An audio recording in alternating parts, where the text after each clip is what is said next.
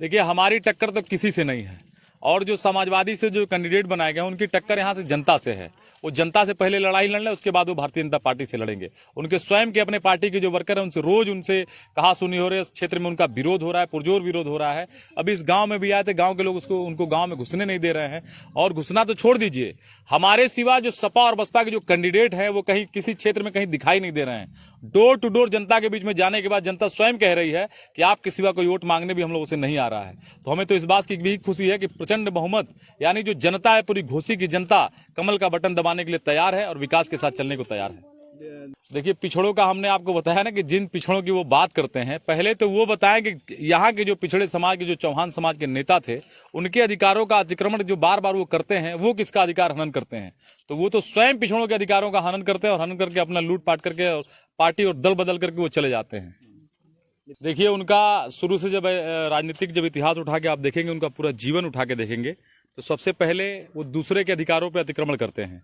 उन्होंने आजमगढ़ से चल करके मऊ का अधिकार लिया। अगर कोई राज्यसभा बनता अगर मऊ से, तो हमारा कोई चौहान का बेटा मऊ का बनता। उसके बाद दूसरी बार भी राज्यसभा बने तो आजमगढ़ की धरती से आकर के मऊ में बने।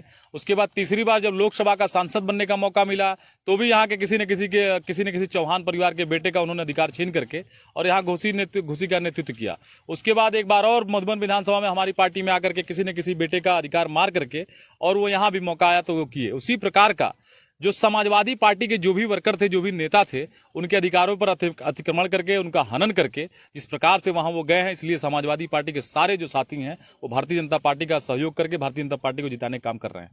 आप किस मुद्दों से लेकर जनता की? देखिए, हमारा मुद्दा सिर्फ एक ही है, जो भारतीय जनता पार्टी के जो राष्ट्रीय नेतृत्व का मुद्दा है, जो प्रदेश का नेतृत्व का मुद्दा है और जो योगी और मोदी जी का मुद्दा है, उसी जो गरीब कल्याण का जो राशन हम 2 बार दे रहे हैं गरीबों को कि कोई भूखा न सो जाए, किसी के सर पे कोई मड़ई वाला न रह जाए, सबका आवास बन रहा है, सबका शौचालय बन रहा है। ऐसे किसान जितने थे जिनके खेत में खाद के लिए पैसा नहीं था, जो लोग बाजार से साहूकारों से उधार लेते थे, उनको खाद के लिए 2-2 हजार रुपया जो महीना था वो उनके खातों में देने का काम पूरे प्रतिवर्ष हमारी सरकार ने किया है। गरीब का उत्थान और विकास के मुद्दे पर हम सभी यहाँ चुनाव लड़ने का काम कर रहे हैं। आया था, हमने निधि अपना खर्च किया है, तमाम सारे रास्तों को बनाया है और इस घोसी के 82 चौराहों को हमने बड़ी स्ट्रीट लाइट जो लखनऊ में जलती है उसको ला करके गांव में जलाने का काम किया है।